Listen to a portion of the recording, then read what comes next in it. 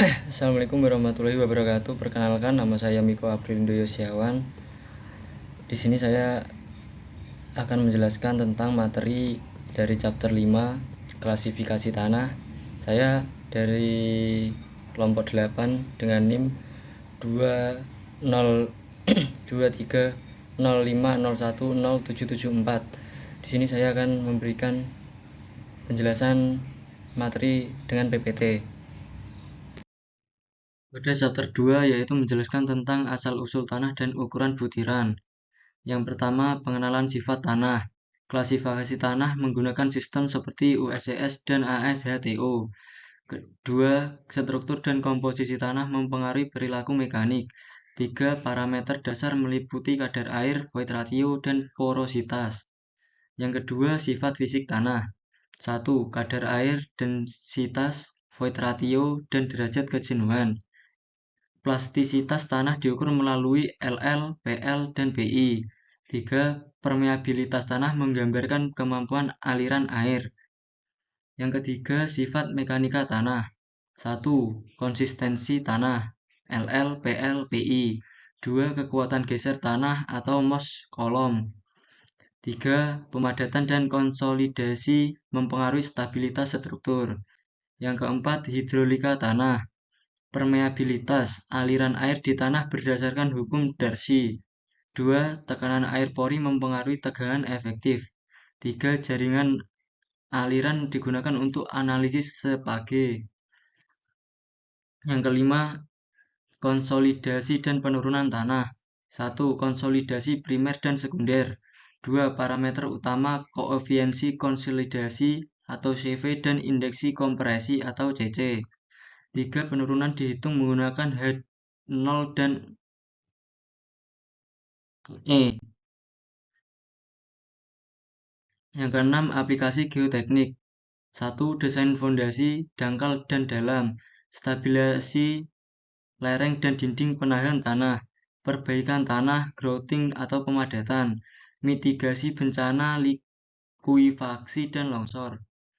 Yang terakhir, kesimpulan yang pertama yaitu geoteknik berperan penting dalam desain dan analisis struktur sipil. 2. Pemahaman sifat tanah memastikan stabilitas dan keamanan. 3. Aplikasi geoteknik mencakup berbagai solusi untuk permasalahan tanah. Pada chapter 3 ini menjelaskan tentang hubungan berat volume. Yang pertama yaitu pendahuluan. Materi ini mencakup topik hubungan berat volume tanah, void ratio, porositas, derajat kejenuhan, kelembapan, dan parameter tanah lainnya yang penting dalam analisis geoteknik dan rekayasa teknik sipil. Sistem 3 fase tanah. 1. Fase padatan atau partikel tanah. Fase cair adalah air yang mengisi sebagai atau seluruh rongga. 3. Fase gas adalah udara yang mengisi rongga yang tidak ditepati air. Klasifikasi tanah berdasarkan rongga. 1. Tanah kering adalah semua rongga diisi udara. 2. Tanah lembab. Tanah lembab adalah rongga diisi kombinasi air dan udara. 3. Tanah jenuh yaitu semua rongga diisi air. Komponen volume dan berat tanah. 1. Volume total. V sama dengan Vs plus Vv. Atau Vs sama dengan padatan, V sama dengan rongga. 2. Berat total. W sama dengan Ws plus Ww. Atau Ws sama dengan padatan, Ww sama dengan air. Parameter volume. 1. Void ratio. E sama dengan Vv atau Vs. 2. Porositas. N sama dengan Vv atau V. Derajat kejenuhan S sama dengan Vw atau Vv kali 100%. Parameter berat. Kelembapan W sama dengan Ww atau Ws. Berat jenis Y sama dengan W per V. Berat jenis kering YD sama dengan Y per 1 plus W. Hubungan void ratio dan porositas. 1. Dari void ratio ke porositas sama dengan N sama dengan N E per 1 plus E. 2 dari porositas ke void ratio E sama dengan N per 1 min N.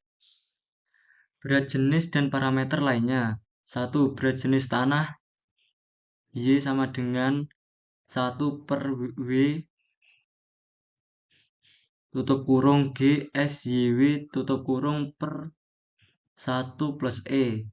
2. Berat jenis kering Y D sama dengan G S YW per 1 plus E. 3. Berat jenis tanah jenuh Y sat sama dengan G S plus E tutup kurung YW tutup kurung per 1 plus E. Keempat, derajat kejenuhan S sama dengan WGS per E. Contoh perhitungan. 1. Volume total tanah V sama dengan 1,2 meter kubik. 2. Massa total tanah M sama dengan 2.350 kg.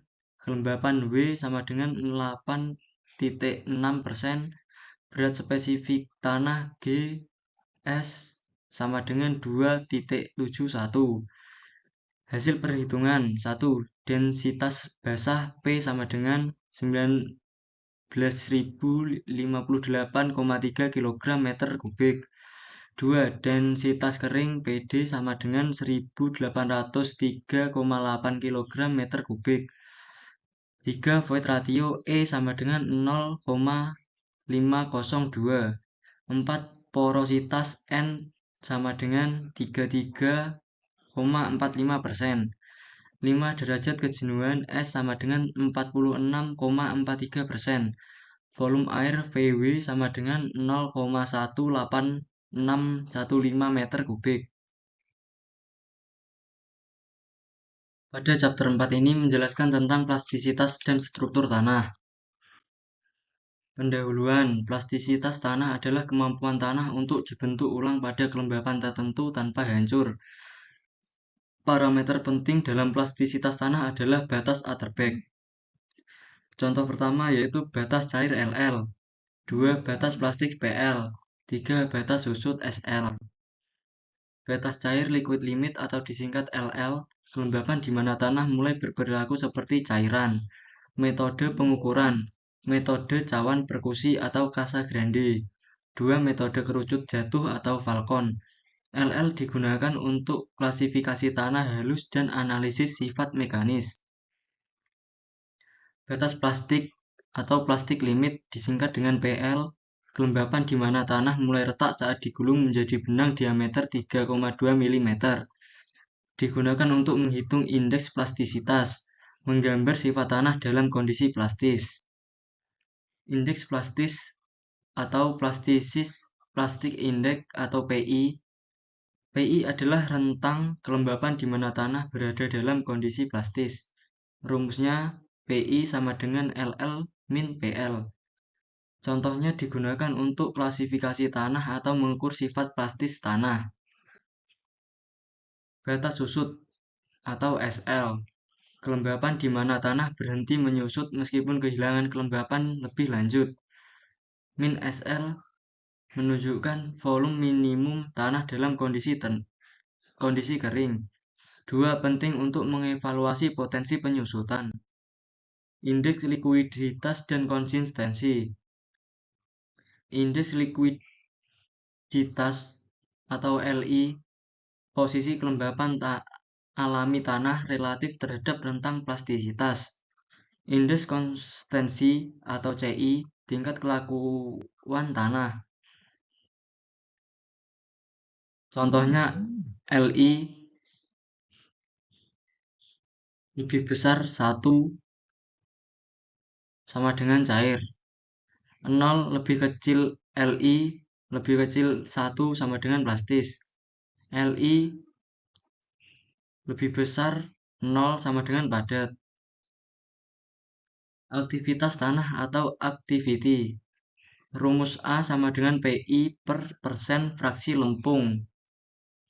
Buka kurung lebih kecil 2 atau tutup kurung. Aktivitas rendah A lebih kecil 0,75 sama dengan stabil. Aktivitas tinggi A lebih besar 1,25 tanah ekspansif dengan resiko tinggi. Struktur tanah, tanah tak kohesi. Struktur butiran tunggal, struktur sarang lebah. Tanah kohesif. 1. Struktur tersebar. 2. Struktur flokulan. 3. Struktur campuran. Grafik plastis. Contohnya 1. Menghubungkan LL buka kurung sumbu X dan PI sumbu Y untuk klasifikasi tanah. Garis A line memisahkan lempung anorganik dan lanau anorganik. Digunakan untuk analisis sifat plastisitas tanah.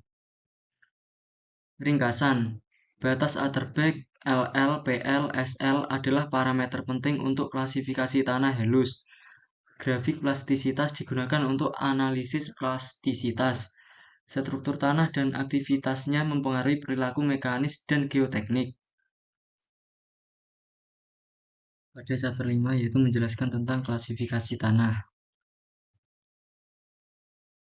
Pertama, pendahuluan. Klasifikasi tanah adalah metode untuk mengelompokkan tanah berdasarkan sifat fisik dan mekaniknya. Sistem ini digunakan untuk memahami perilaku tanah berbagai aplikasi teknik sipil, seperti pondasi, jalan raya, dan stabilitas lereng. Dua sistem utama yang digunakan adalah ASHTO dan Unified Soil Classification System atau USCS. Tujuan klasifikasi tanah. 1. Mengelompokkan tanah dengan sifat serupa untuk mempermudah pemahaman teknis. 2. Mempermudah komunikasi antar profesional teknik sipil. 3. Memberikan deskripsi singkat tanpa detail berlebihan. 4. Menilai perilaku tanah seperti plastisitas, kekuatan geser, dan permeabilitas. 5. Membantu dalam desain fondasi, jalan, dan struktur teknik lainnya. Yang kelima, menentukan metode pengujian dan analisisnya. Klasifikasi tekstural. 1. Berdasarkan distribusi ukuran partikel, yaitu pasir, lanau, dan lempung. Sistem USDA menggunakan segitiga tekstural untuk menentukan jenis tanah. Contoh, tanah dengan 30% pasir, 40% lanau, dan 30% lampung diklasifikasikan sebagai clay loam. Distribusi ukuran partikel mempengaruhi sifat fisik seperti permeabilitas dan kohesi. Klasifikasi berdasarkan perilaku teknik. Sistem ASHTO membagi tanah menjadi material granular.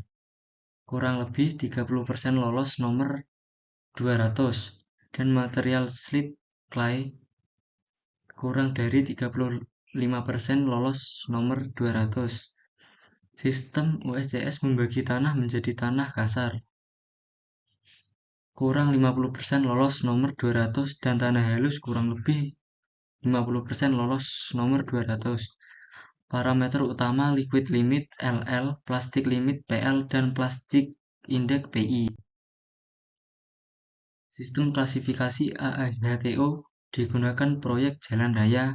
Kelompok utama material granular A-1 hingga A-3 kerikil pasir.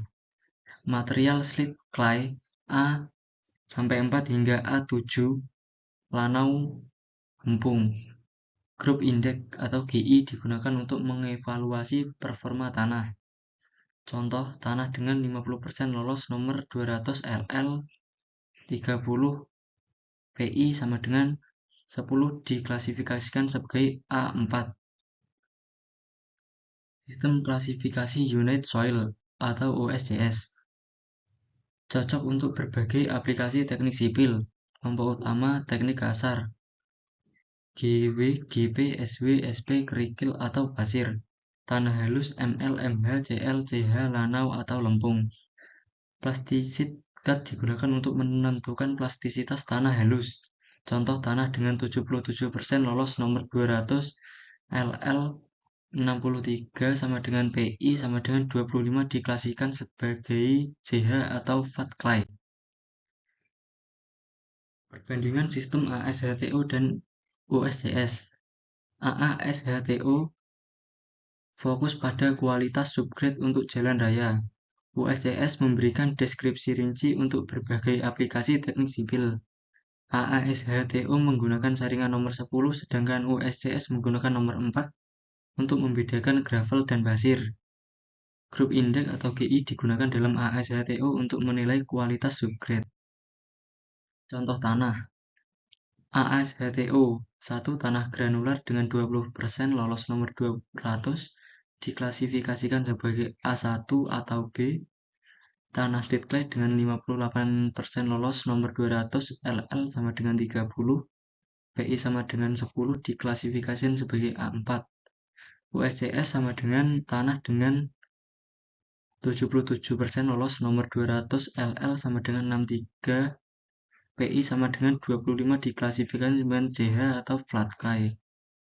Tanah kasar dengan pasir bergradasi baik diklasifikasikan sebagai SW. Pada chapter 6 menjelaskan tentang material soil compaction atau pemadatan tanah. 1. Pendahuluan pemadatan tanah meningkatkan kekuatan dan stabilitas tanah. Tujuan utama 1. Mengurangi porositas tanah. 2. Meningkatkan kapasitas daya dukung pondasi. Alat yang digunakan smooth wheel rollers, foot roller, pneumatic rubber tired roller, vibratory roller. 2. Prinsip umum pemadatan. Pemadatan mengeluarkan udara dari pori tanah yang menggunakan energi mekanis. Berat jenis kering maksimum dicapai pada kadar air optimum. Grafik hubungan antara berat jenis kering dan kadar air membentuk kurva lonceng. 3. Standar protector test digunakan untuk menentukan berat jenis kering maksimum dan kadar air optimum. Prosedur tanah didapatkan dalam cetakan dengan palu standar. Data diproses menjadi kurva pemadatan untuk menentukan nilai optimum. 4. Faktor-faktor yang mempengaruhi pemadatan. Jenis tanah, distribusi ukuran butir, bentuk butir, dan mineral mempengaruhi kepadatan maksimum. Kadar air menentukan efisiensi pergeseran partikel tanah. Energi pemadatan, energi lebih tinggi menghasilkan berat jenis kering maksimum yang lebih besar. 5. Hubungan empiris. Prediksi berat jenis kering maksimum dan kadar air optimum menggunakan parameter fisik tanah. Batas cair, indeks plastis, dan energi pemadatan. Mengurangi kebutuhan uji laboratorium ekstensif. 6. Struktur tanah lempung yang didapatkan. Pada kadar air rendah, struktur flokulan atau acak. Pada kadar air optimum, struktur lebih terdispersi menghasilkan berat jenis lebih tinggi. Energi pemadatan tinggi menghasilkan orientasi partikel lebih paralel. 7. Pengaruh pemadatan pada sifat tanah lempung. Permeabilitas minimum pada kadar air optimum. Kompresibilitas moderat pada kadar air optimum. Kekuatan maksimum pada kadar air optimum tetapi menurun di sisi basah. Pemadatan lapangan. Alat yang digunakan smooth wheel rollers, pneumatic rubber tired rollers, snap foot roller, vibratory rollers. Proses tanah disebar dalam lapisan tipis, ditambahkan air hingga kadar optimal, didapatkan hingga mencapai spesifikasi. Spesifikasi pemadatan lapangan. Pemadatan relatif 90–95% dari berat jenis kering maksimum. Pemadatan relatif minimal 75–85% untuk tanah granular. 10. Metode penentuan berat jenis tanah di lapangan. Metode kerucut pasir menggunakan pasir standar untuk mengukur volume lubang. Metode balon karet menggunakan balon karet untuk mengukur volume. Metode nuklir menggunakan radiasi gamma untuk pengukuran cepat dan akurat. Pada chapter 12 menjelaskan tentang kekuatan geser tanah. Yang pertama, kriteria kegagalan Mohs kolom. Kegagalan tanah ditentukan oleh kombinasi tegangan normal dan geser. Persamaan utama yaitu geser dan V sama dengan C plus normal tan 2 tegangan efektif normal sama dengan normal min U atau tekanan air pori. 4. Parameter kekuatan geser meliputi kohesi dan sudut gesekan internal. 2. Parameter kekuatan geser tanah. 1. Kohesi daya tarik antar partikel tanah signifikan pada lempung. 2. Sudut gesekan internal atau resistensi geser akibat interlocking butiran tanah. Nilai internal lebih tinggi pada tanah granular seperti pasir rapat. 3. Uji laboratorium kekuatan geser. Direct shear test mengukur hubungan normal dan tegangan sederhana. Triaxial test yaitu CD, CU, UU tes untuk analisis kekuatan geser efektif. Van shear test mengukur kekuatan geser on drain tanah kohesi jenuh. 4. Faktor yang mempengaruhi kekuatan geser. 1. Kondisi drainase. Drainase memberikan kekuatan lebih tinggi. 2. Kepadatan tanah. Tanah granular memiliki kohesi lebih tinggi. Tekanan air pori, yaitu tekanan air pori tinggi menurunkan tegangan efektif. Analisis data dan grafik. Grafik normal dan tegangan menentukan Fowler envelope. 2. Diagram Morse menunjukkan stabilitas atau kegagalan tanah. 3. Grafik perubahan volume. Analisis deformasi tanah. Uji lanjutan. 1. Direct simple shear test simulasi geser sederhana. Plane strain triaxial test yaitu analisis kondisi regangan datar. Torsional ring shear test mengukur kekuatan geser residu. Cyclic shear test yaitu studi likuifaksi akibat beban siklik. Aplikasi praktis. Stabilitas lereng yaitu analisis faktor keamanan. Daya dukung tanah yaitu desain pondasi bangunan. Tekanan lateral tanah yaitu dinding penahan tanah. Likuidasi yaitu analisis resiko gempa, desain bendungan dan terowongan.